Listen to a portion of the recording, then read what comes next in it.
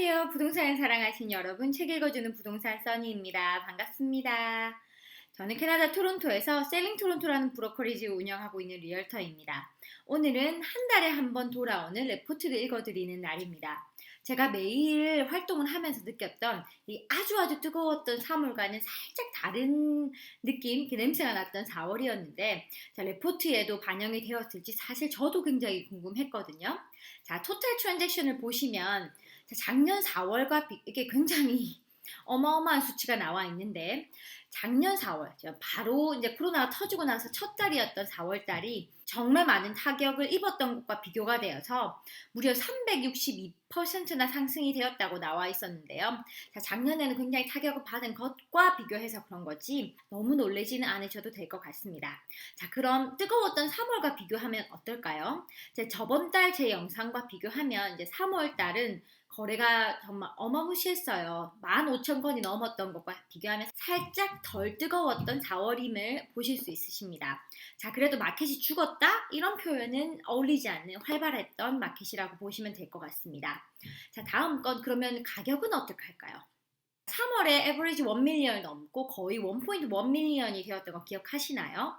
자, 작년 4월과 비교했을 때 무려 33%나 상승한 1,090,000 이게 평균 가격이라고 나왔습니다.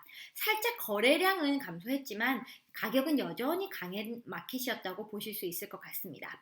그래도 3월보다 더 높은 가격을 찍지는 않았던 거 보니까 매물량이 조금 많았어서 나름 밸런스 마켓으로 가는 게 아닌가라는 예상을 조심스럽게 해봅니다.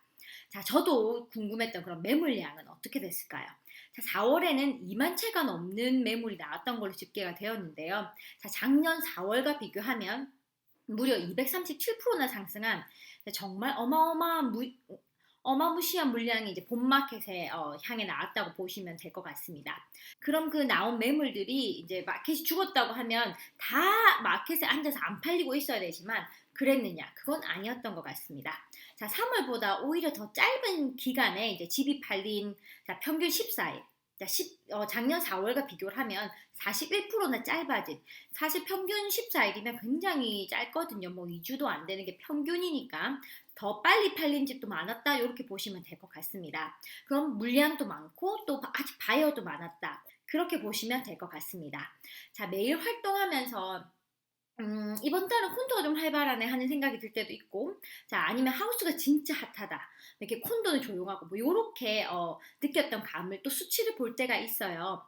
자, 4월은 콘도가 조금 강세였던 그런 달이라고 말씀을 드릴 수가 있을 것 같은데요. 자, 이번 연도 초부터 제가 조금씩 계속 얘기했던 콘도가 살아나고 있습니다, 여러분, 했던 거 기억나시나요? 자, 이 수치에서도 보실 수가 있으십니다. 자, 작년과 비교해서 80%가 많은 콘도가 거래되었어요. 매물이 나오는 양도 2020년 4월보다 42%가 많은 11,373건이 나왔고, 작년처럼 매물이 계속 나오고 마켓에 계속 안 팔리고 있었던 게 아니라 작년보다 거래가 되는 양도 훨씬 많아서 이제 나오면 83%는 거래가 되었다고 보실 수 있겠습니다. 자, 그러면은 남아있는 17%는 다음 달로 넘어갈 텐데, 자, 그런 아이들이 마켓이 안 좋아서 남아있을까요? 아니면 별로여서 좀 남아있을까요? 자, 언제나 집은 임자가 있는 것처럼 누군가는 살 텐데, 이제 아주 핫한 마켓이었을 때는, 그래도 샀던 것을 이제 물량도 많고 보면 조금 선택되지 않은 아이들이 어차피 남아있었다, 그렇게 보시면 될 것 같습니다. 다음은 콘도 마켓.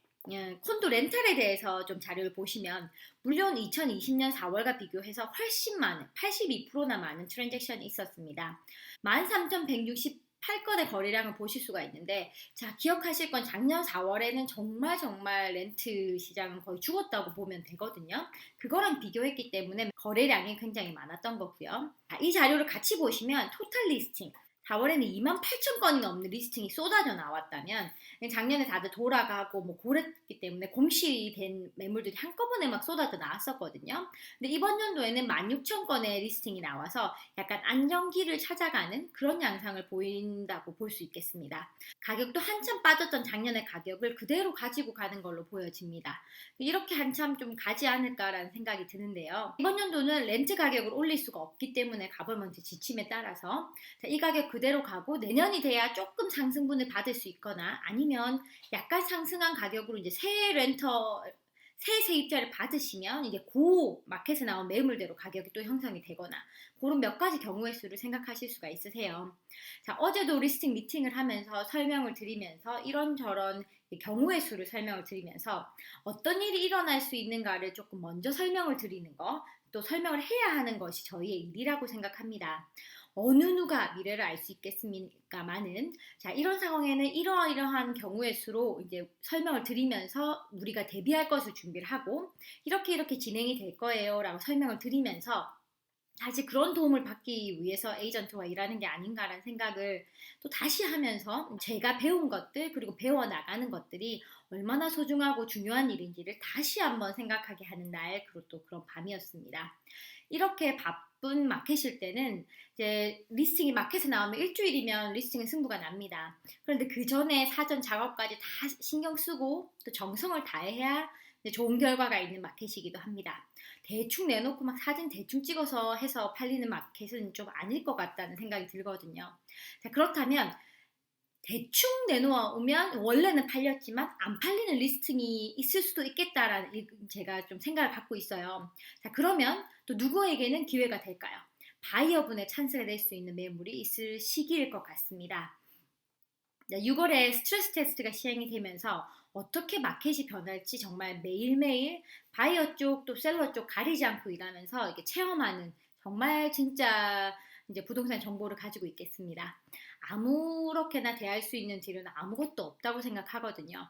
이게 부동산이 뭐 쉽다면 쉽고 어렵다면 어려운 사람과 사람이 하는 일이기 때문에 인연의 크기가 작고 큰 게 없다고 생각합니다. 그래서 렌트 딜이라고 쉽게 대할 것은 아니고, 또 이런 인연들이 점점 쌓여서 전 매일 바쁜 날이 되고 있거든요.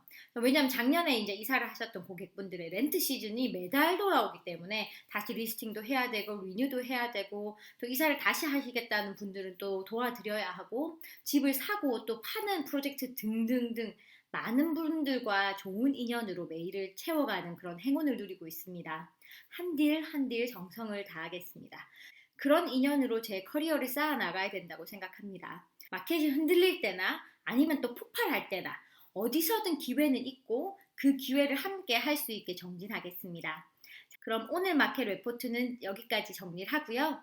자, 캐나다 토론토에서 책 읽어주는 부동산 써니였습니다. 항상 건강하세요.